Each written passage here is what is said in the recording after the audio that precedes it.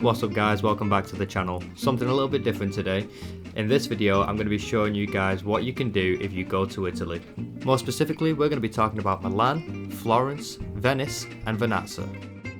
We got return flights from Manchester Airport to MXP Milan Malpensa for £309 for 2 people.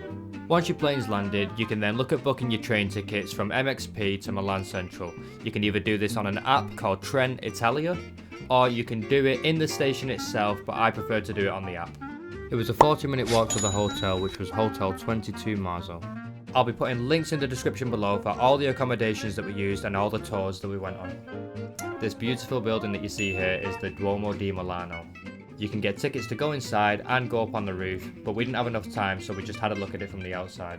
Next I'm walking to the Navigli District, which is kind of like Little Venice. We stayed in Italy for 10 nights and Milan for just 1 night. Now watch out guys, you're going to get people approaching you all the time trying to sell you something or drag you into a restaurant. Just say no grazie. And while we're on that topic as well, if it is somebody outside trying to invite you into their restaurant, the restaurant probably isn't going to be that good. It's more of a tourist trap. And of course guys, if you follow the channel, you know we want to see some scooters here. But honestly, there weren't a lot that were that mentionable. There was that F12 we just saw, and this Aprilia, but honestly, the rest of the scooters were just normal, boring scooters. But there is a lot of them. So we spent the first day in Milan just walking around, taking in the sights, and taking it easy. The architecture here in Italy is just wonderful. Later in the evening, we have an aperitif and a meal booked at the Roof Milan. So we got to the Roof Milan, and we made a bit of a mistake. We ordered too much food. With your aperitif, you get 4 sides and then they give you a menu to order a drink. You don't need to order anything else. We ordered that meat board and it was more than enough. And now we've just caught a train to Venice and today is actually my birthday. What a great way to spend your birthday. And this is the beautiful sight that you're greeted with as soon as you step out of the station. So we spent 1 night in Milan in a hotel, and the rest of our accommodation for the whole holiday is going to be Airbnbs. Another thing worth mentioning is that everywhere we stayed we had to leave a city tax, which basically meant that we had to leave some euros on the side, and it was normally around €4 per person per night. Now we dropped off our baggage and we had to head over very quickly to Piazza San Marco. This building right here is hands down my favourite building for interior. This is the St. Mark's Basilica, and the inside is absolutely incredible.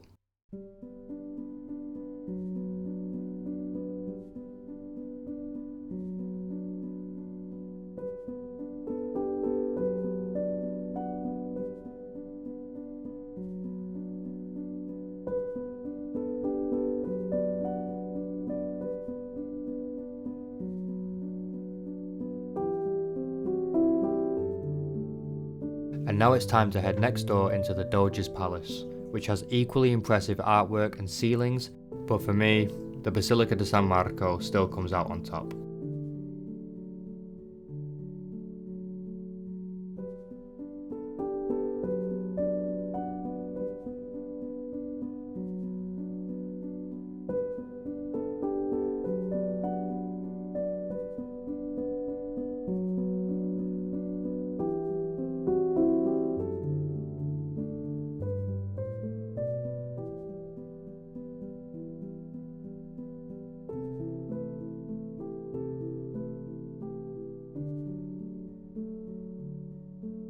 There was a few other things we were supposed to see outside of the Doge's Palace, but there just wasn't enough time to do that and the queues were too long with security checks, so we missed out on some of the things I'd paid for.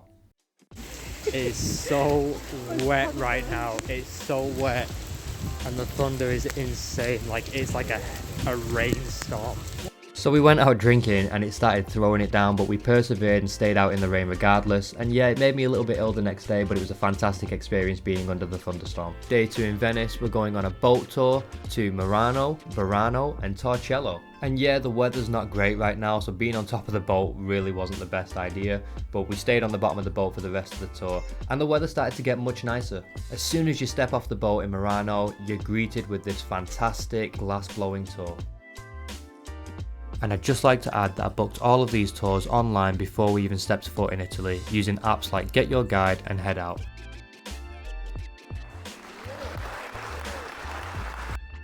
After this experience, have a walk around Murano and maybe even purchase some of this glass art because it is everywhere.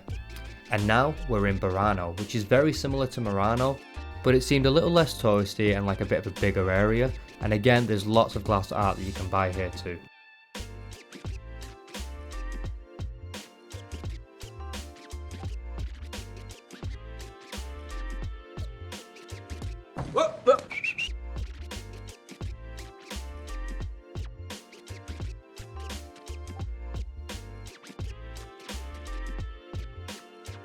And if you're enjoying the content, guys, go ahead and hit that like button, subscribe, and leave a comment below.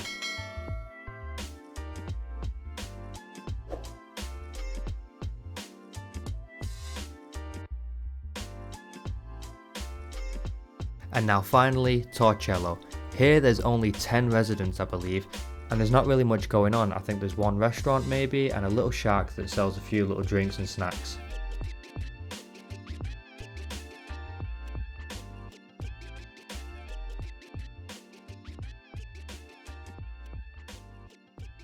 After this, we headed back to the boat and back to Venice. And now it's the next day and it's time to leave Venice because we're getting back on another train and we're heading to Florence. Witness the stunning architecture of the Cathedral of Santa Maria del Fiore. And this is without a doubt my favourite exterior of any building we saw in Italy.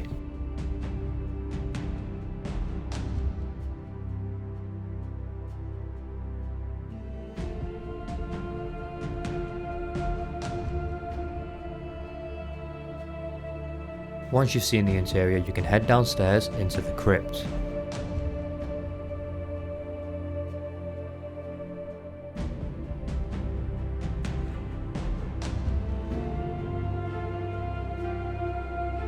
And this is the baptistry of St. John. Let's head inside and take a look.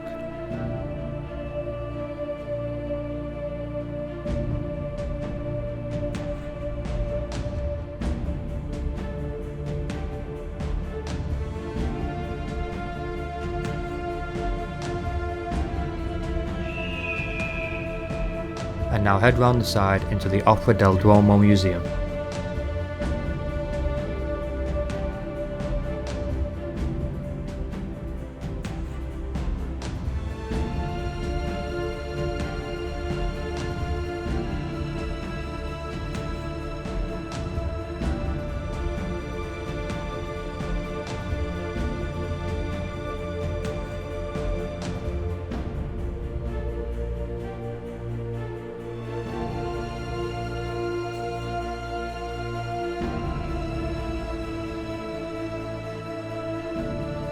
Now prepare yourself to climb 414 steps inside of Giotto's bell tower.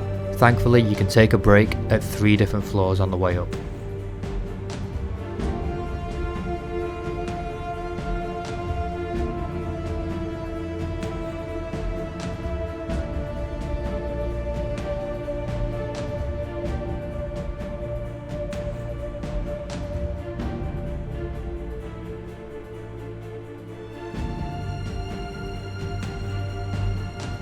What a fantastic first day in Florence, and now it's time to head back to our Airbnb where we have our very own bell tower experience with this ridiculously long staircase.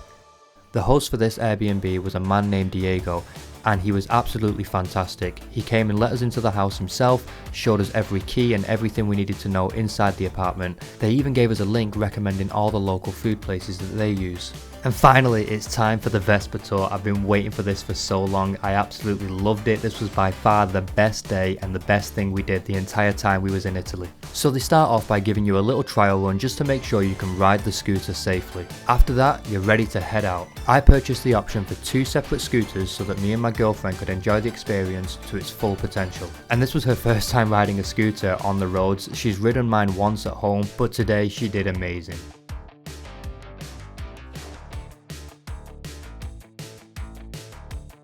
Today you are going to taste different types of wines. So the vineyards that you see here are basically all Sangiovese grapes. So we took a quick stop and now it's time to head back out again to the next location where we get to stop again and have a little wander around.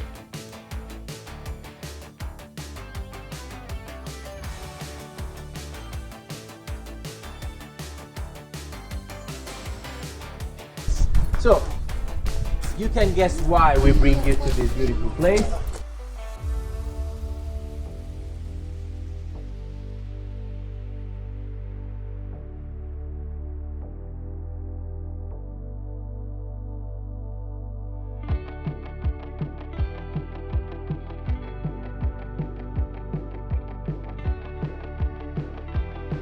The tour guides really did an excellent job of making sure everybody stayed together and got through junctions safely.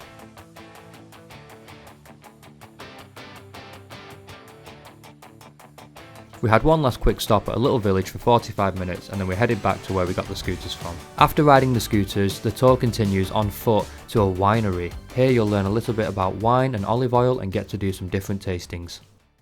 When you buy a bottle meant for aging, of course, always remember to preserve at home in horizontal position. Okay, otherwise, this way the cork dries, too much oxygen goes inside and your wine easily can expire. Now for you it's time for tasting. After this little tour ended, we did the wine tasting and then we went into the next room where we had a drink, a starter and a meal all included in the Vespa tour price, and it was absolutely incredible. The next day we headed up to Piazzale Michelangelo. Here you'll get magnificent views of the entire city of Florence. And now we took one last look at the Duomo from our Airbnb rooftop. It's time to say farewell to Florence as we head on a train to Vernazza. But before we head to Vernazza, we're going to take a quick detour and stop off in Pisa.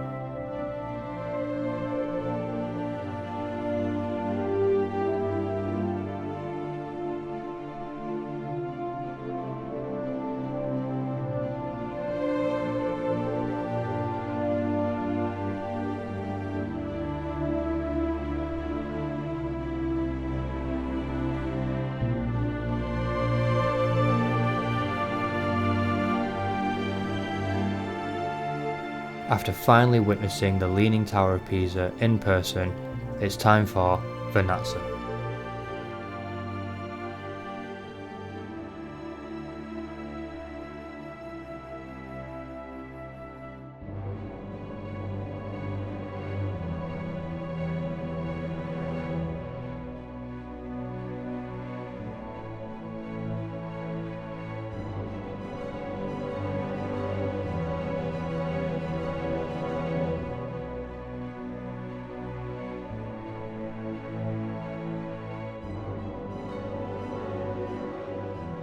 As you may have heard, Vernazza is part of Cinque Terre, which means 5 towns. There are 4 other towns connected to this one. We decided that for the end of our trip, we didn't want to explore the other towns, we just wanted to take it easy and relax here in Vernazza.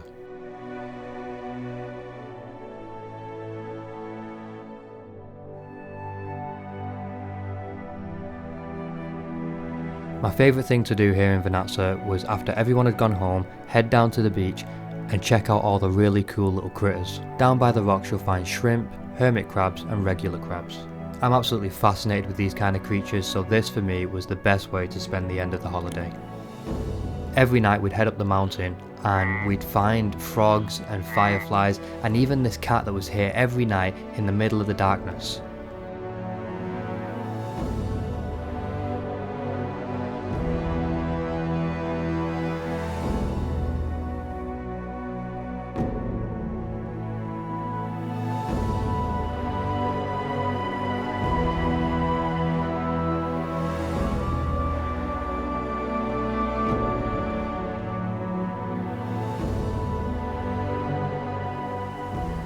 And on our last day in Vernazza, we got down to the beach nice and early to enjoy the tranquility in solitude. Let me know if you've been to Italy before, and if not, would you go after watching this video? If you enjoyed the content, hit that like button, leave a comment below and don't forget to subscribe. And let me know if you spotted the Assassin's Creed Easter egg that I left in the video earlier. Thanks for watching, guys.